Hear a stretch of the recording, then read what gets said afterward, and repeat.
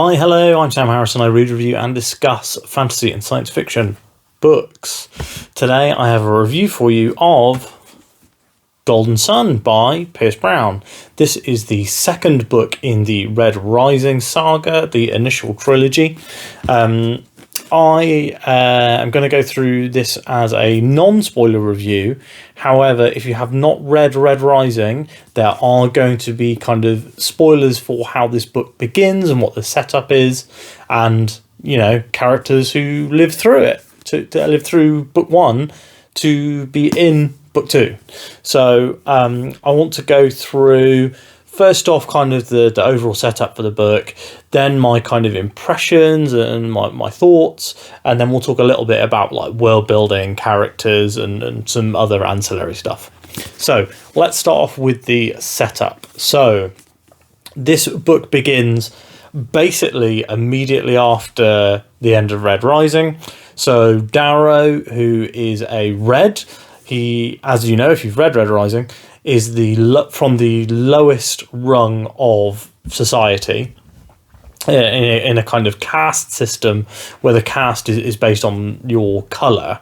And this isn't like skin colour or anything like that. It is purely like you're assigned a colour at birth. You have these like sigils on your hands that show what colour you are, and those are connected to your central nervous system. They can't be changed. It's a genetic thing. So Darrow is a Red. And when his wife, Io, is hanged for rebelling against the government, which is run by the Golds, Darrow buries her body, which is against the law, and is then also executed. But his uncle, even not his father, gives him a poison, and it enables him to fake his death. And then Darrow's uncle gives Darrow to the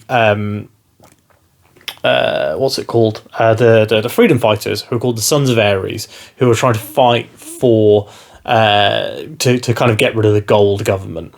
They then turn Darrow into a Gold by kind of changing his genetic code and all this sort of stuff. And they make him, you know, Reds are like short and skinny and all this sort of stuff, and Golds are like huge, muscular. Darrow, I think, mentions that he's almost 2 meters tall, so he's like almost 7 foot or whatever. And once he is Gold, he then applies to enter the Institute, which is where the Golds kind of thin the wheat from the chaff, as it were, of the creme de la creme of Gold society. And so he goes into this thing. It's kind of like the Hunger Games, and eventually he comes out on top. And he comes out on top in a way that no Gold has ever done so before. And so he has a lot of interest in him as he leaves the Institute as a potential recruit for all of these warring houses in the Golds, all these factions. And he eventually decides to go with Nero Augustus, who is the father of his love interest, Virginia, called Mustang, and also the main villain from book one, the Jackal, who is, I actually can't remember his actual name, Adrius Augustus. So he joins their family. The Nero, the governor of Mars, who ordered his wife to be killed, puts him into something called the Academy, which is like where you go from being selected as the best of the best to learning how to actually wage war as a Gold. And Darrow then joins the Academy. There's an inciting incident at the Academy, and then we follow kind of Darrow's downfall and then kind of what he does to spin up out of it. So a really, really interesting book. I did enjoy this more than Red Rising. So I went back and looked. So I opened the book on my Kindle, because I read the first book on the Kindle in 2017. And then straight afterwards, I went into Golden Sun, because I loved Red Rising originally. Although I only rated it a 3-star, but I did enjoy it at the time. So I enjoyed Red Rising and then went on to Golden Sun straight away.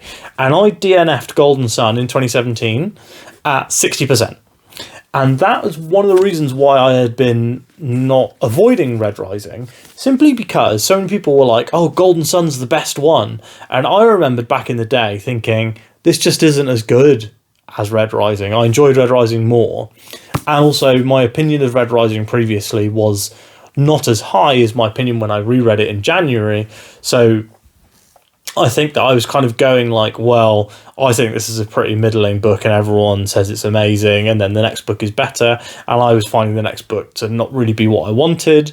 But now I think one of the biggest things for me is that my expectations were really changed. So I knew what book 1 was going to be, and so I couldn't be disappointed that it wasn't what I wanted. And then I knew that book 2 was drastically different, and that it was a much more whilst it is a very action heavy book, there's, you know, big action scenes constantly. This is also a lot more of a political book.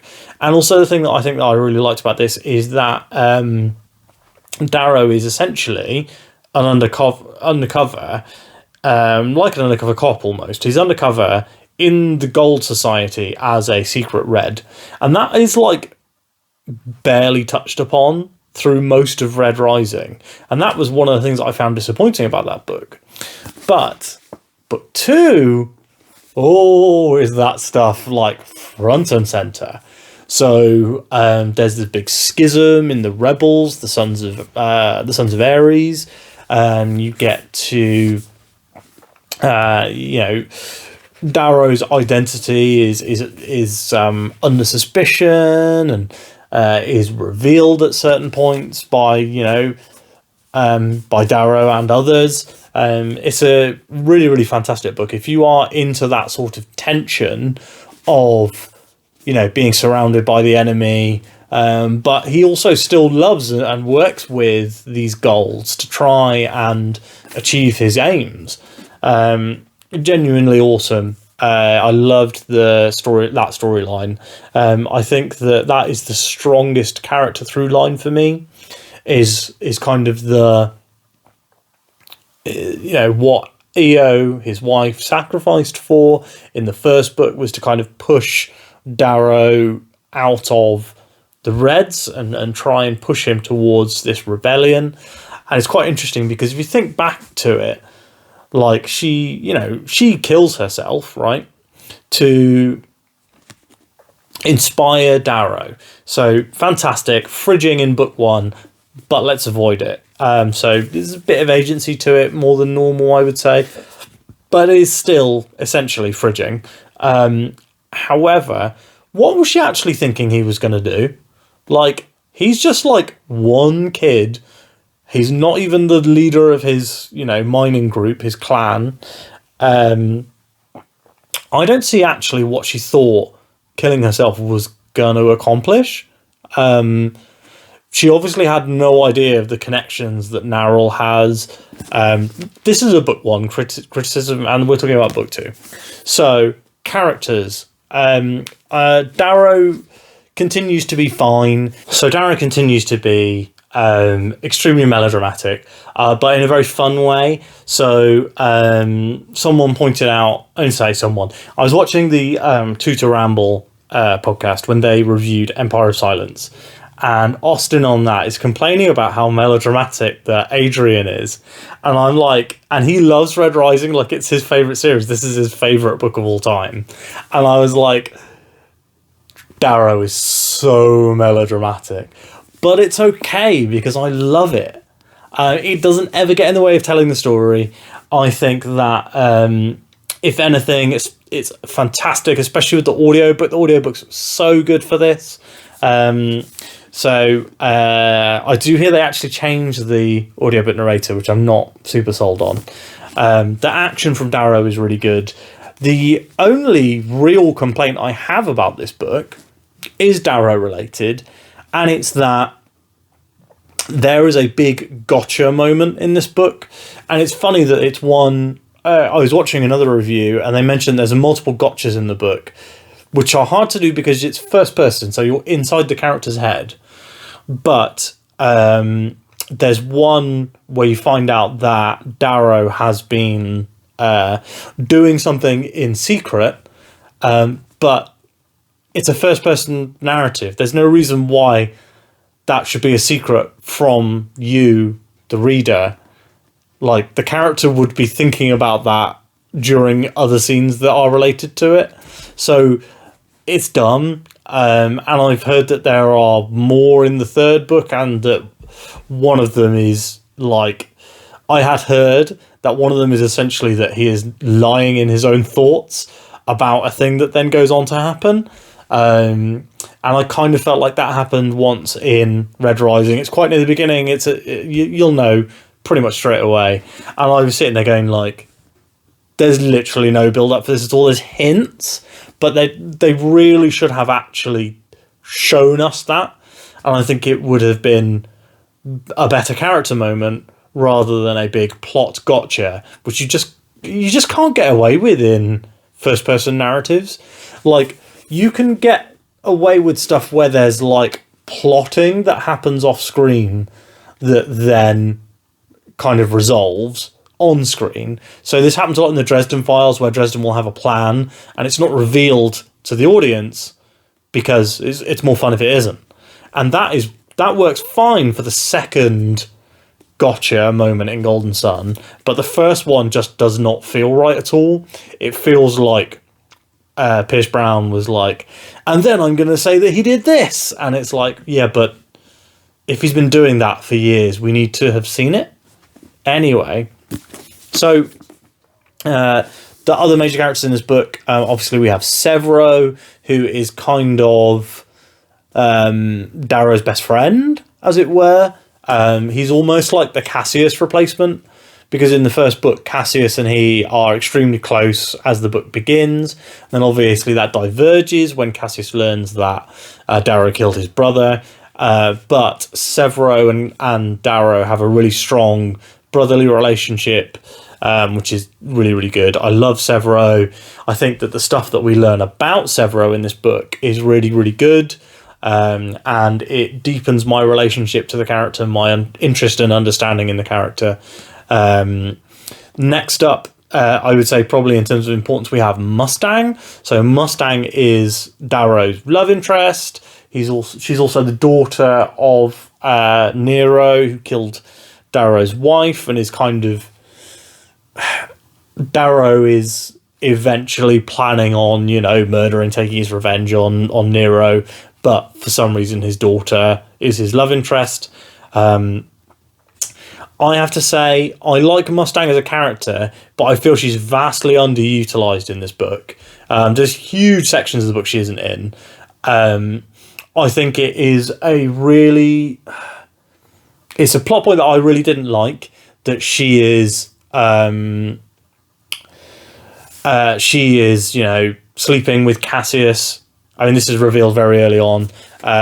So that's a minor spoiler, apologies. That she's sleeping with Cassius to, for her own ends. And I just don't like that at all. It just doesn't, I don't know. I feel like there are ways that characters can manipulate people without having sex with them. And it feels like Pierce Brown doesn't really know what to do with the female characters in this book. Case in point, we also see Victra, who's a fantastic new character in this book. I loved her so much. I thought she was excellent.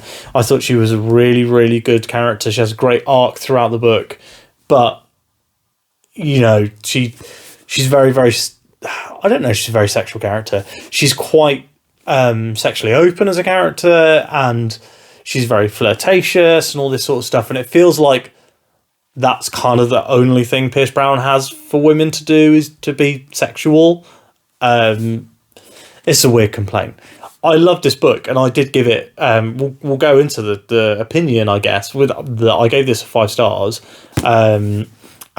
mostly because I only really had a couple of minor faults with the book, and that is that I do think that female characters are underwritten and don't really get enough screen time. Like, there is a quite pivotal thing that Mustang does near the end of the book. And I was like, I have no idea why she does that. I don't know what's going on with that. I don't know enough about her character to understand her motivations. All I know is that she cares about Darrow. And that's... So most of the lens of how we see that character is through her relationship with Darrow. And it is a first-person book, so that is going to be a lion's share of what you know about other characters. But the thing I would say, like, let's talk about Severo, for example. Severo, I know so much more, and I understand him so much better. So, yeah, weird criticisms. Not weird. They are my criticisms. I still overall say this was a 5-star experience. It was close to being a 4-star. I've got to admit, I clicked 4-star initially, and then was like, I did get that 5-star feeling while reading this book. And I listened to a lot of it via audiobook, and I don't know if the audiobook performance kind of pushed it over the edge for me. It's a very low 5-star if it's a 5. I might re-rate this as a 4 at another point. But it's still an unequivocal recommendation, pretty much, from me. I don't think there's anything that people would be like, ugh, I'm not interested in that. In the way that in Red Rising there are some things that are a little objectionable, but that specific element of sexual assault used to further the plot is not in this book. So yeah, I'd really recommend this one. In terms of the world building stuff, I loved spending the time with the new characters from kind of the adult factions rather than just the kids. I loved seeing the world of Luna and kind of how the politics of the system works. I really enjoyed meeting Ragnar. Ragnar's like one of my favourite characters now. And it seems very interesting as well because... So to go into a fairly big spoiler for the first book, there's a character in the first book called Pax, and he's kind of like a gentle giant sort of thing. He's like a beloved character, and I feel like so actually let's scroll it back. Talking about Pax, so Pax dies in Red Rising because Pierce Brown often will know that he wants characters to die. And he'll just pull a name out of a hat and kill one at random. And this happens to Pax, right? But then book 2 is full of Pax analogues. Like, you know, his brother and his father are in the book. And it feels like the impact of that random death is kind of muted by just getting a replacement. And it often, you know... I feel like the actual ramifications of his death are quite minor outside of the book, outside of the scene in which it happens, if that makes sense. So it's fine to kill characters at random, but if you just slot a new name onto that character's role in future books, it doesn't really make sense to me. You might as well plan those character deaths out so that they have more impact. Apparently, multiple fan favourite characters' names are in this jar to have their names pulled out for deaths. So, but I also have heard that he doesn't do it after the early books. So I don't know whether he just does it for the first 3 books or not. But there's a couple of characters that die in this book that I was like, oh, kind of wish we'd seen a bit more of them.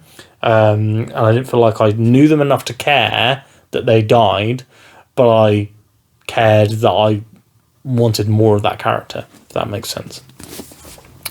This does sound like a 4-star review now I'm speaking about it, and I think I may go and change it on Goodreads, but I did still really, really enjoy this book. It was a great way to start my reading for February. Now, if you've read Golden Sun and you would like to chat to me about it, please let me know in the comments down below. If you like this video, please do give it a like. And if you would like to see my review for Morningstar, I have... the ending for this was very good, but I've decided to put the... I wasn't gripped enough to be like, I have to read the next one right away, like a lot of people said I would be. And I wonder if that was because I saw most of the things coming. But like that, they were like, oh, the end was, a lot of people said the end was so surprising, but I don't know whether it was because I had read book 1 twice and like 2/3 of book 2 twice, but I didn't feel particularly surprised by the ending. I thought the ending was very good. But yeah, so subscribe to the channel if you want to see my review for Morningstar, which I'll be reading on my March TBR. So yeah, lovely to have you here today, and I will speak to you tomorrow.